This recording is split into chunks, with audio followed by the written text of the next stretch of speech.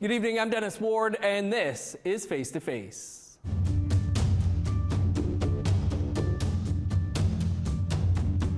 Our guest this week is the CEO and owner of Dreamcatcher Promotions and INAC, Michelle Cameron. From an early age, Cameron had an entrepreneurial spirit, baking cookies and cakes for her mom to sell to her colleagues at work. In 2011, she started her home-based business, Dreamcatcher Embroidery, which just 2 years later became Dreamcatcher Promotions. Today, it is Canada's largest Indigenous-owned promotional company. In 2021, she opened Indigenous Nations Apparel Company, or INAC, to huge fanfare. Michelle, thanks so much for being with us on the show. Sure, thank you very much for having me. Great to have you. As we mentioned in the intro, you had a pretty good sense for business at a pretty young age, making and selling your baking. Where do you think that entrepreneurial drive came from?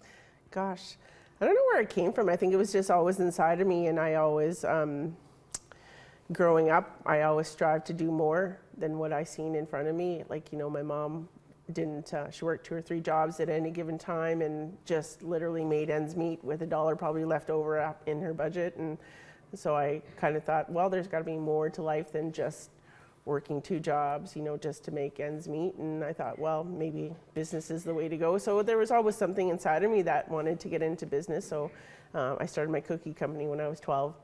And then I would make cookies every day and send them with my mom to work, and she'd sell them, come back all sold out. And then I did that for about a couple months, and it really defeated the purpose of trying to make extra money, because my mom would buy all the supplies and then I wouldn't pay her back because thinking it was her contribution. She's like, well, it's not really sustainable if you don't pay me back for the supplies. So, and then I did that for a little while, but then it just really sparked the idea that I really wanted to get into business.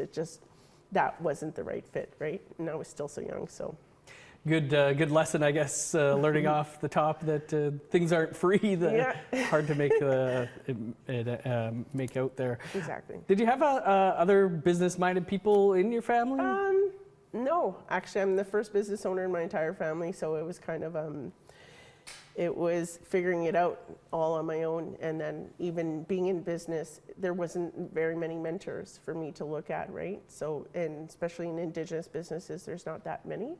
So I just kind of figured it out and did a lot of research and did what I could to, you know, operate a business. So I think life lessons and jobs that I've had over the years really gave me the tools I needed to run an organization. So, and I took all of that and I applied it to my everyday life now with my businesses. So, I guess knowing at the age of 12 or 13 that you wanted to have your business, is that what you pursued? Did you take business courses, things like that? I didn't actually. I went to Herzing College, took a legal admin course. I went to Red River College, took business office assistant classes, and then I kind of just was feeling it out. So I did a variety of things in my 20s just to figure out what I wanted to do, and I didn't really become an entrepreneur till later in life, in my late 30s. So, and I just took everything that I learned in all my jobs that I've done over the years and applied it to my company. So in 2011, you launched Dreamcatcher Embroidery. How did it start? Can you tell us, what you made at first? We didn't make nothing at first, but in 2011, everywhere I went, I think the entrepreneur spirit was still in me, right? So I started, just before that, I had a home-based pizza and wing company. So I would do it from home, and then I'd sell it to people in the community, and it got to the point where I was constantly working my day job and then cooking in the evening. So I had to give that up because I was missing so much with my family, and so I gave that up, and then I still wanted to be an entrepreneur. So everywhere I go, there would be somebody wearing something embroidered, a hat, a team jacket, or T-shirts. So I'm like, oh, that would be a really cool business. And so in my mind, I had teams in my forefront, and I thought about, okay, well, every year there's going to be a new team, so there's going to always be business for that, right? Because every year, new kids, they grow, new jerseys, they're going to need that. So I said, oh, okay, well, I'm going to start an embroidery company. So I bought a used embroidery machine off of Kijiji, and I watched a bunch of YouTube videos and learned how to embroider watching YouTube videos. So I built my company on that, and once I felt comfortable enough to say that I can embroider. I made cards on my computer and handed cards out wherever we went and said, I own an embroidery company, so if you ever need staff jackets or team apparel, give me a call. And so my company took off that way. So I was doing it from home at first, and then I was working a day job, and then I was working all evenings, every evening, just to make ends, the timeline, right? Because everything has deadlines, so I was always working. And it got to the point where it's just like, okay, this isn't sustainable. I can't keep working 18 hours a day. I had no family time, so I had to make a decision what I wanted to do. So I made the leap of faith. It was literally a leap of faith, and to quit my day job and jump into business full time. So I applied to First Peoples Economic Growth Fund, and I got a loan and a grant to open my first storefront in 2013. So nice. Yeah. Was it a big transition for you going from, food, cookies, pizza, and wings to making clothing and apparel? It was. It was really different, and totally different. And you don't think of all the things that go into everything. Like cooking, baking, that was easy, because I'm passionate about cooking and I love what I do. But embroidery was totally different, and I had no idea what I was getting into at first. And even today, I still don't know how to sew. I couldn't sew a straight line if you paid me to, but I created this big company just watching YouTube videos and teaching myself how to embroider online. So I can put my buttons back on when they blow off, but that's about it as well. Did you see at the time when you were launching Dreamcatcher Embroidery, were there many other Indigenous-owned businesses out there doing that? No, definitely not in embroidery, not in promotions. There wasn't really anybody to look to that I could see as a mentor or to look to for guidance in that industry. But even 10 years ago, there wasn't that many successful Indigenous businesses that I knew personally. So it was, people ask me all the time, who's your mentor? And I always say, it's my mom. My mom taught me how to work hard and how to believe in myself and how to push myself. And so in reality, she's not in business, but she's my mentor, right? Because she taught me everything I know, and who I am today is because of her. So. Awesome stuff. As we mentioned, shortly after you changed the name to Dreamcatcher Promotions, but those first few years were still a struggle, right? Oh, absolutely. I think probably the first 3 years, and I tell this all the time, I'm real about being in business. Everybody thinks business is so glamorous. It's not. I probably thought about throwing in the towel at least 20 times in the first couple of years. I think my first year I went in the hole $40,000, because I extended myself a little too much. I extended credit when I probably shouldn't have, just to get business in the door. And I learned a lot in the beginning years. And, if it weren't for my kids, I probably would have gave up. I missed many things with my kids. I missed hockey games, football games, soccer games. I missed all those things because I was always working, and I gave up a day job so that I could work less and be more for my family. So every time I thought about giving up, it was my kids that pushed me. And, they were so proud and like, Mom, you own a business. And, I tell my friends at school that my mom owns a business. And so it was always those moments that kept me going, because it's just like, if I give up now, I'm going to give up all those times that I missed, and all the drive and everything I'm building up to for them would be all for nothing. So. That's pretty awesome. They must be real proud of you now that you stuck with it. They are, yeah, they're very proud, and they all work for me now, so which is really awesome. Do you think that there were struggles that you faced back then or even now based solely on the fact that you are an Indigenous woman? I'd like to say yes, there's always struggles, especially a woman in business and coming into an industry that's male dominated. It took a lot of hard work and a lot of long hours and effort just to bring on accounts, because in the promotions industry, everybody has somebody to go to, or they've been purchasing from somebody for 20 years, and you have to, what am I going to do to bring them over to my company? And, the one thing I pride ourselves is customer service and quality. So it's just like, okay, I'm going to go after that. And that's where I say I extended myself too much, because at times somebody's like, okay, well, I'll give you an order, but it's got to be due next week, and like to pull off a big order, and like, so we would work, sometimes we would work 18, 20-hour days just to pull something off to prove ourselves. And I think I've had to do that more often than I'd like to admit, to prove myself that I can do this. And, you know, and a lot of people, sometimes when I talk to people, like I can get a sense that it's just like, oh, are you capable, right? So it's sad to say that I've had to actually go above and beyond many times just to prove that we can accomplish a task, right? Mm-hmm. Michelle, much more to talk about here. We just have to step aside for a quick break, and then we'll continue the conversation here on Face to Face. Stick around.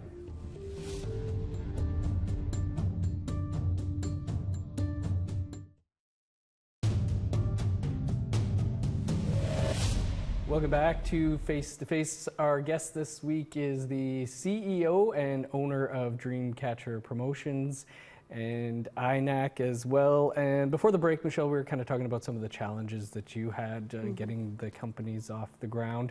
Just, I guess, have you found that there was much in the way of support, you know, either through grants or loans out there to help you get things going? There was for me. First People's Economic Growth Fund is a really great program to utilize. They have a loan and a grant program, so but also a business plan. They help in covering 75% of the cost of a business consultant coming in and doing a business plan for you, and which really helped me research myself more about the promotions and embroidery business. So once they were able to cover that cost, we submitted to First People's Economic Growth Fund, and then we received a loan and a grant to start up my first storefront. And I also went back to them again for an expansion grant at the 5-year mark. Once I was done with the first one, then I was able to go to them for that. And then I was able to go to them for a loan and a grant to start up my second company, which is INAC as well. So. Which we're going to talk about in a second, but I guess, you know, like we mentioned the struggles that you had. Was there a moment that sticks out for you when things just clicked, when you're like, okay, we're making a go out of this? Probably the 4-year mark, I think, is when I started really kind of dusting off myself and, you know, moving past the struggles and like seeing the potential that was there. And we were really starting to pick up steam in year 4, year 5. And which is usually when most businesses will die out by year 5. They either make it or they don't, right? And 70% of businesses failed by that point, and you know there's a small survival rate after that. So and I knew creeping up to year 5 we were going to make it, and I think that's when it really hit home for me. It's just like, okay, so all those feelings of giving up and were gone. So from that point. So let's talk about INAC. There was, as we mentioned, a lot of fanfare, a great name. Yes. Maybe a little on how that company all came to be and the reaction to the name. So, okay, so I'll start up with the name. The name INAC, we came up with the name INAC, but as you know, like it's not necessary. It was a Indigenous Northern Affairs Canada previously, and we bought the acronym in 2020, I believe. And it was always perceived as something negative for our Indigenous people. And I'm a very positive person, and I wanted to make sure that we do everything we can to change mindsets of people. And so we bought it and wanted to turn it into something positive. So we turned it into Indigenous Nations Apparel Company, which is a company that promotes Indigenous culture and artwork on apparel. And what was the other question? Sorry. Well, first off, when you say you had to buy it just to get the trademark, I guess, you didn't have to exchange money with the federal government. That's right. Yeah, they dissolved it in 2018, so it was available for 2020 for us to purchase. So now we own the domains and the acronym for INAC. Awesome to have hopped on that so quick. Right? So it was a marketing strategy at the same time, right? Because we all still call ISC. INAC, and so if you search it, it's searched 2.1 million times in a year, right? So our INAC comes up top. And but actually what inspired INAC was during COVID, and everybody thought I was crazy opening up a second company during COVID, but what we had to do to keep the doors open for Dreamcatcher was all the products that we would make and sell at conferences. I hired my sister. She created an online portal to our website, so an e-commerce site to Dreamcatcher.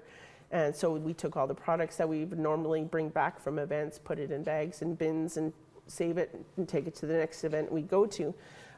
So what we did was we created an e-commerce site, and we took pictures of all the products and put them online, and we were able to sell enough product online to carry us through COVID, and was able to pay the rent. And because that was my biggest thing when COVID hit, we took on a new location, which was more expensive than the last location, and is like, okay, how am I going to make ends meet? How are we going to pay the bills? And so I had to be innovative in how we thought we were going to get through this, right? So we took that and created that portion. And then as we're coming near the end of COVID, I'm like, okay, well, we can't give this up now. Like, we've created something, so let's create a second company, which was INAC, and now we'll just separate the two so that we're no longer, because all the marketing we did for Dreamcatcher, people were starting to think, okay, now we're switched to retail, but we were a promotions company, so we wanted to separate the two companies.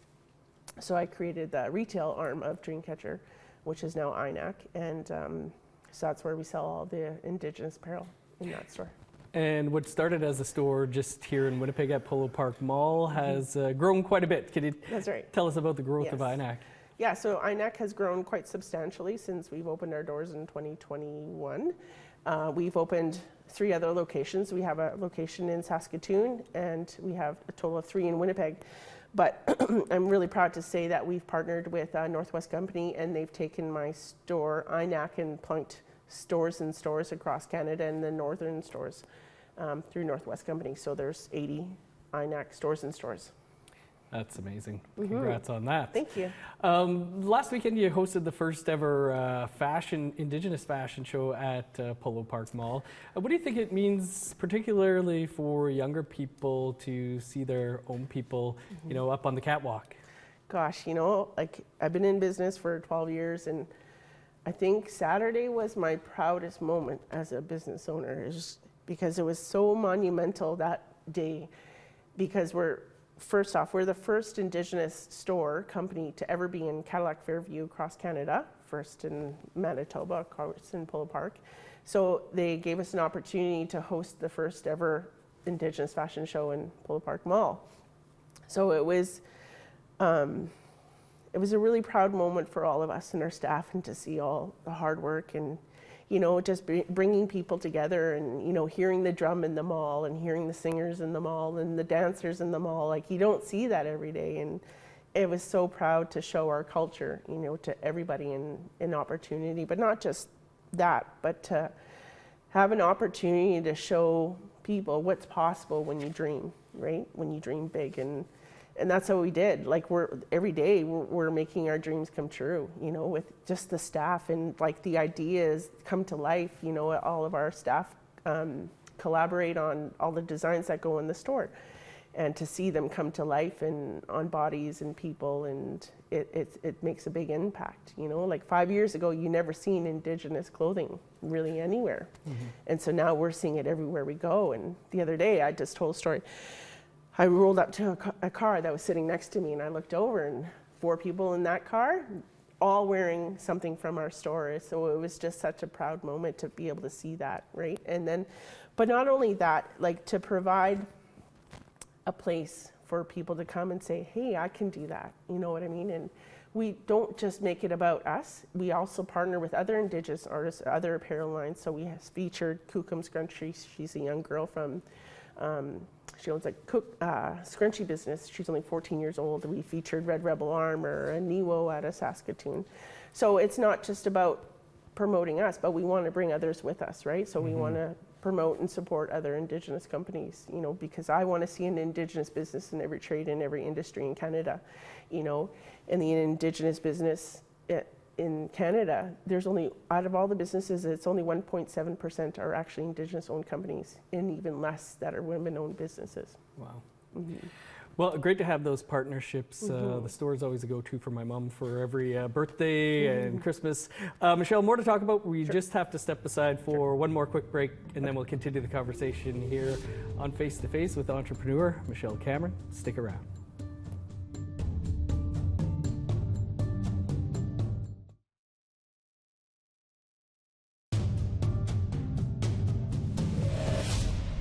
Welcome back to Face to Face. Our guest this week is Michelle Cameron, the CEO and owner of Dreamcatcher Promotions and Indigenous Nations Apparel.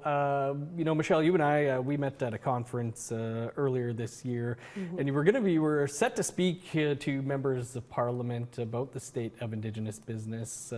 That didn't end up happening, I guess, Yes. but what is the state, in your opinion, of Indigenous business in Canada? In my personal opinion, and it's totally my opinion, I think that there needs to be more. There needs to be more work done to support Indigenous businesses.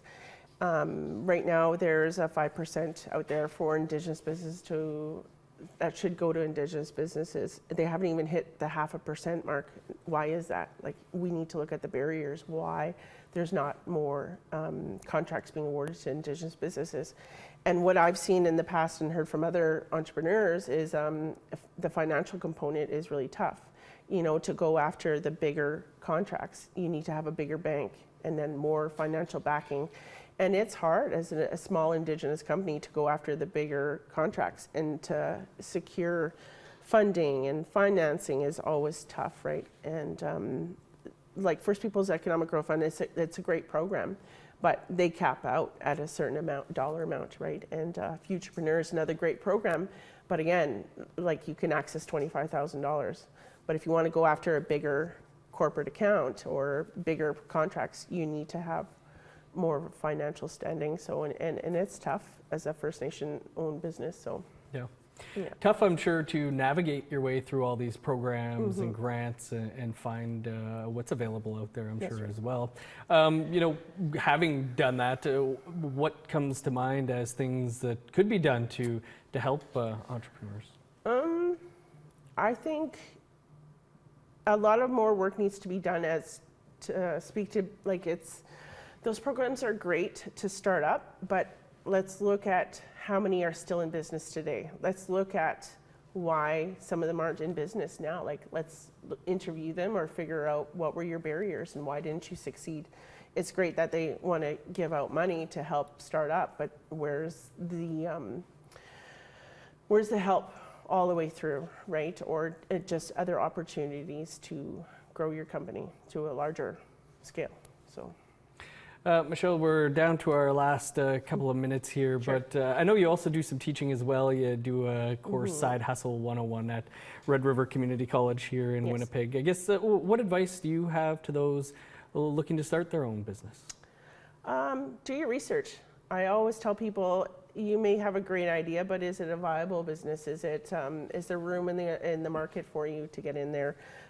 That's what I did in the promotions industry in Canada alone. It's a $2.3 billion industry. So I thought, okay, that's something I can get into. It might be tough, but at least I know there's room in the market for me to come in as a smaller company, because there's less than 1,500 promotional businesses in Canada. So if out of that $2.3 billion, if I can get 0.5%, I can make enough to support my family and support my staff.